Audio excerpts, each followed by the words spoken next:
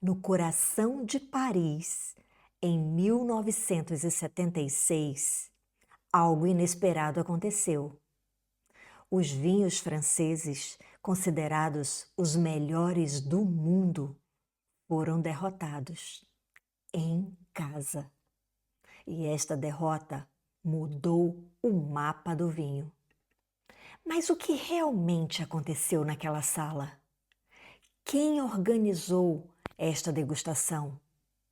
E por que este episódio abalou séculos de tradição?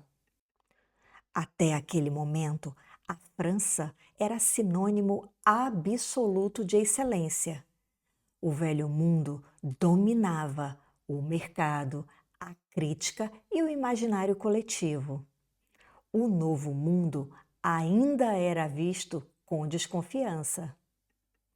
Foi então que um comerciante britânico, radicado em Paris, resolveu organizar uma prova às cegas.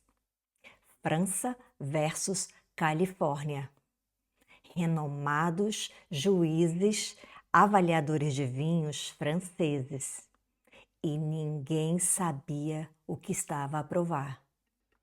O resultado surpreendeu até os organizadores. A repercussão atravessou o Atlântico. Vamos entender por que esse episódio redefiniu a história do vinho? Bem-vindos ao Baco Valley, onde o aprendizado, a história e o conhecimento constroem a verdadeira cultura do vinho. Eu sou Daiane Casal, comunicadora e expert em cultura vínica. Nesta videoaula vou te fazer entender o que aconteceu nesse dia histórico que redefiniu o mapa global do vinho. Fica até o final para você não perder nenhum detalhe. Para esta aula, eu preparei uma série de slides para contar cada detalhe para você e que você possa entender melhor. Vamos lá?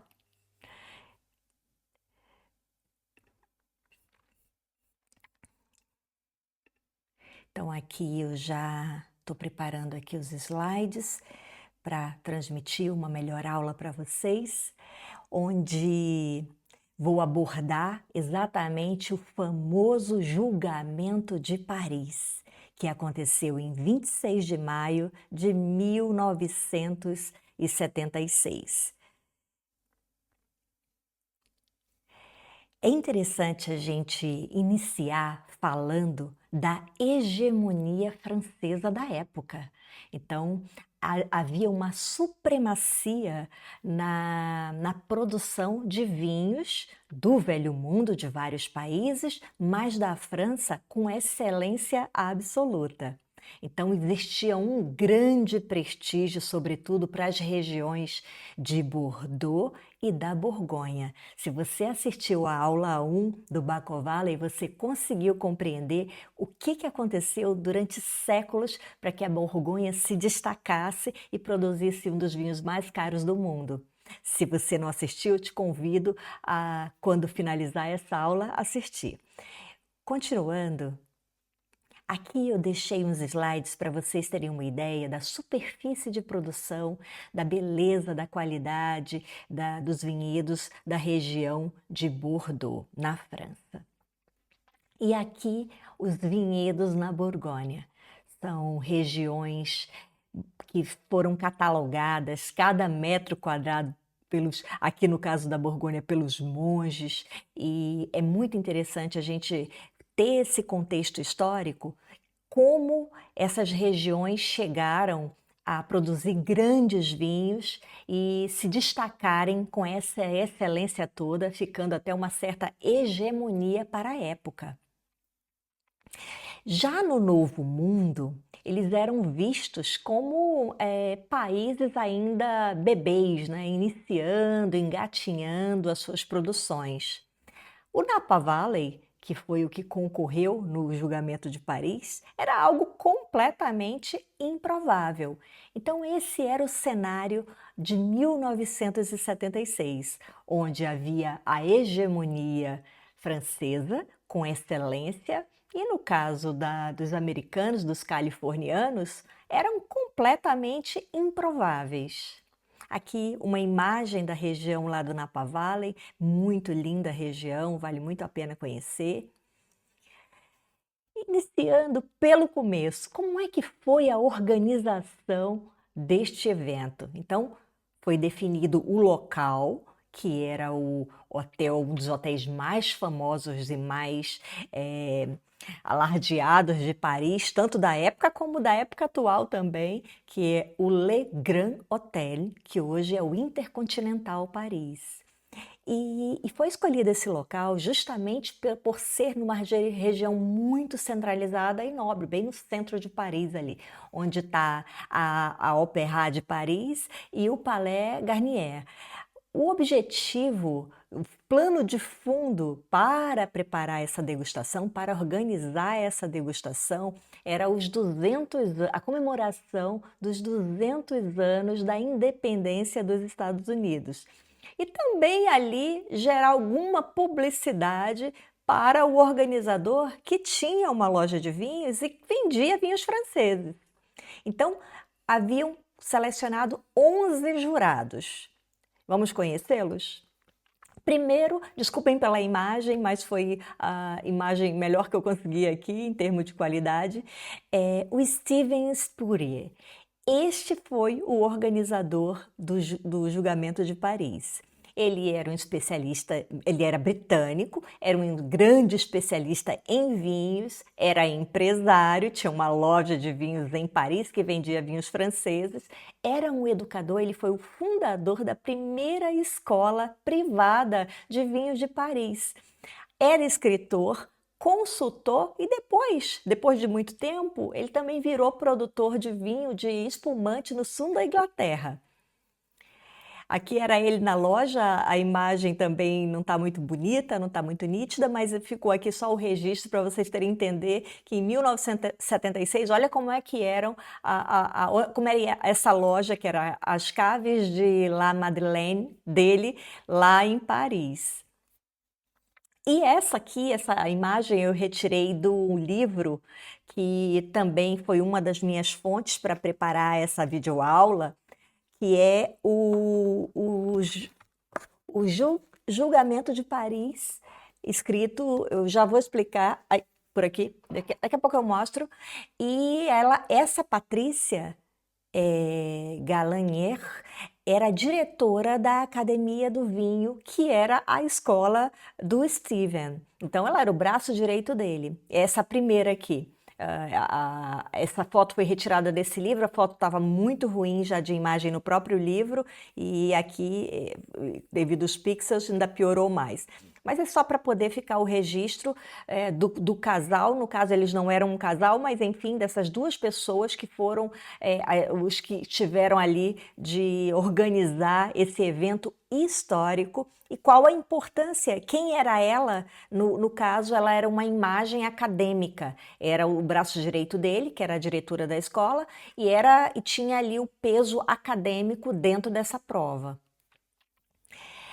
E aqui o mais interessante são os restantes dos jurados, que são 9 franceses. E eu coloquei esses 100% aqui porque, na verdade, quando foram contabilizar as notas das provas em si, retiraram a nota da Patrícia e do Steven. Ou seja, ficou sendo contabilizado 100%.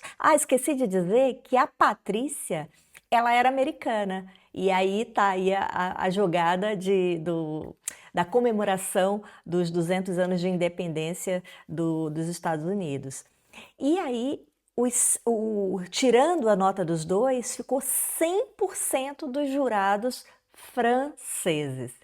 Não vou ler aqui o nome de cada um, mas vou só ler para vocês terem uma ideia do nível de qualidade técnica desses jurados. Então, um aqui era co-proprietário da Domaine Romanée Conti, um era o inspetor da Appellation d'Origine Contrôlée, outro do Instituto de Enologia da França, a outra da editora da revista Le Vin de Vin de France, O outro diretor da Le Nouveau Guide, o proprietário do restaurante Le Grand Verfour, proprietário de restaurante 3 estrelas Michelin, sommelier de estrelas 3 Michelin, proprietário do Chateau Giscourt, enfim, era um painel de jurados de altíssima qualidade, de renome e peso perante ao mercado, para vocês terem uma noção do que representou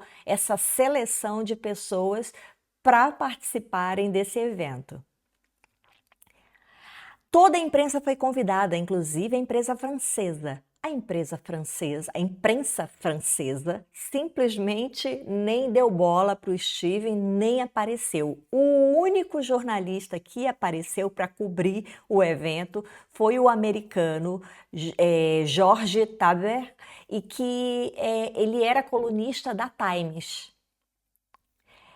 E esse jornalista foi o que depois, em 2005, redigiu esse livro. A única pessoa que viu tudo, que acompanhou tudo e que criou ali as anotações para depois redigir esse livro, que foi uma bela obra e vale muito a pena ler. Fica aí a recomendação.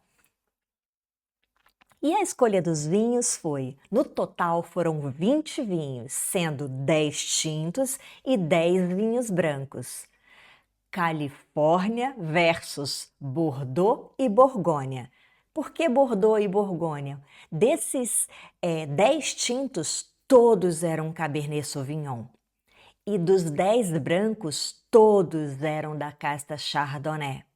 E sabemos bem que onde brilham essas castas na França, o tinto, o Cabernet Sauvignon em Bordeaux e a branca maravilhosa Chardonnay na Borgonha. E ele teve ali uns detalhes que ele selecionou esses vinhos, no caso dos tintos, no caso dos tintos, com 2 a 3 anos mais antigos que os brancos. E também tem um detalhe para falar das vinícolas da Califórnia, que ele selecionou vinícolas que tiveram ali a sua fundação ou a reabertura a partir da década de 60 ou início de 1970. Isso significa o seguinte, que as vinícolas americanas, californianas, eram jovens mesmo. E no caso eu coloquei essa aqui para deixar registrado, que é a Freemark Abel Winery. A Abel Winery, ela foi a única vinícola que participou, americana, que participou com um exemplar de tinto e um exemplar de branco. Dos vinhos tintos, então foram 6 vinhos tintos californianos no painel da prova dos tintos e 4 vinhos tintos de Bordeaux. E por que essa diferença, esse maior quantidade dos californianos? Simplesmente o Steven, que separou os vinhos, que escolheu e que selecionou os vinhos, jamais imaginaria que os de Bordeaux que ele selecionou, altíssimo nível, não iriam ganhar, iriam ganhar super fácil dos californianos. Então ele quis dar ali uma margem de diferença para os californianos pelo menos ficarem ali pelo páreo. Essa era a ideia. Mas no caso dos brancos, foram 6 tintos, mas foram 6 brancos californianos e 6 brancos da Borgonha. A mesma situação. Então eram tão fantásticos os vinhos brancos da Borgonha que ele separou, que ele quis ali dar uma margem a mais para os californianos para ter ficarem pelo páreo, como se fala. Houve um resultado inesperado.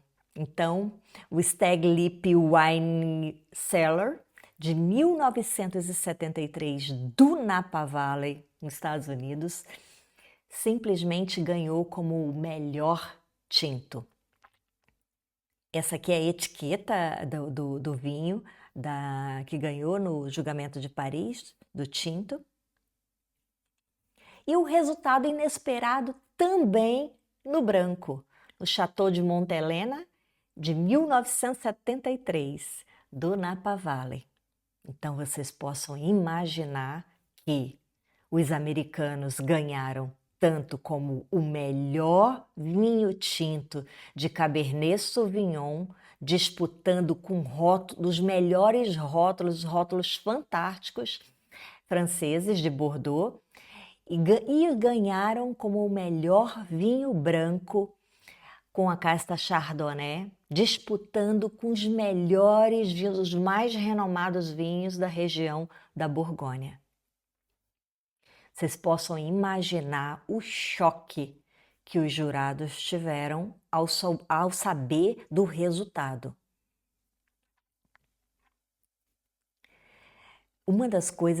Foram várias coisas que aconteceram. Então, houve muita quebra de paradigma. Essa foi a primeira situação. Depois, a mudança da percepção internacional da produção de vinho, que em outros lugares se conseguia produzir também uvas que iriam ser vinificadas, dando qualidade técnica também para a produção de grandes vinhos. Então, houve de fato um reconhecimento da Califórnia como uma região vitivinícola nobre, inclusive isso invadiu de investimentos e também de inovação. Também uma repercussão que respingou em outros terroirs do Novo Mundo também, criando ali uma ascensão, ou seja, não é mais só no Velho Mundo, nos países europeus ou na França que conseguem fazer vinhos com qualidade excepcional. Então, houve uma série de efeitos de críticas e também do próprio mercado. O Le Figaro, após 3 meses, soltou uma notinha, dizendo que aquilo ali era cômico e que nem era para ser levado em consideração. 6 meses depois, o Le Monde seguiu a mesma linha do Le Figaro, fazendo pouco caso da prova em si. Só que 30 anos antes disso, vale falar para vocês que uma das reações dos jurados, o Steven, que organizou essa prova, ele jamais imaginava que ia acontecer algo assim. Ele estava completamente seguro que os vinhos franceses iriam ganhar.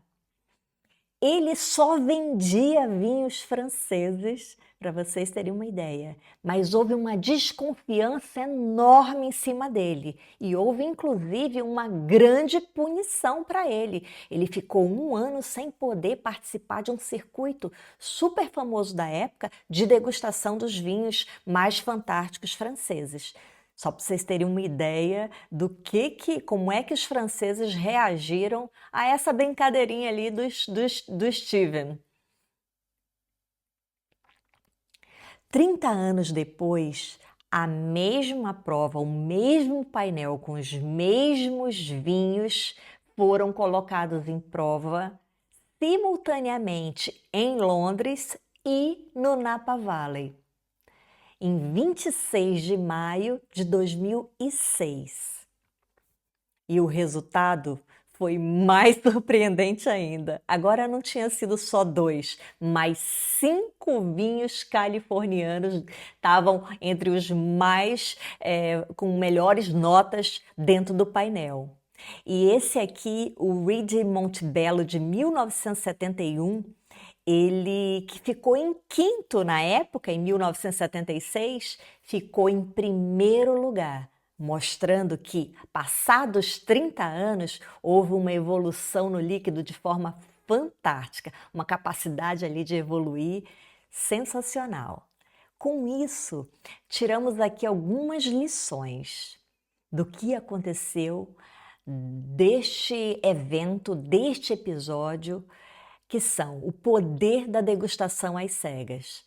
Quando você não é persuadido por absolutamente nada, somente o líquido, você avalia a qualidade técnica do líquido, Não conta embalagem, não conta etiqueta, não conta história, não conta absolutamente nada. Somente o líquido. Depois, a quebra de preconceitos. Então, muitas pessoas começaram a querer provar outros lugares do mundo também, vinhos de outros lugares. Até o próprio mercado, até a própria cadeia produtiva também houve ali meio que um saculejar das coisas. Olha, temos que estar atento aqui porque o Novo Mundo já está produzindo vinhos com altíssima qualidade.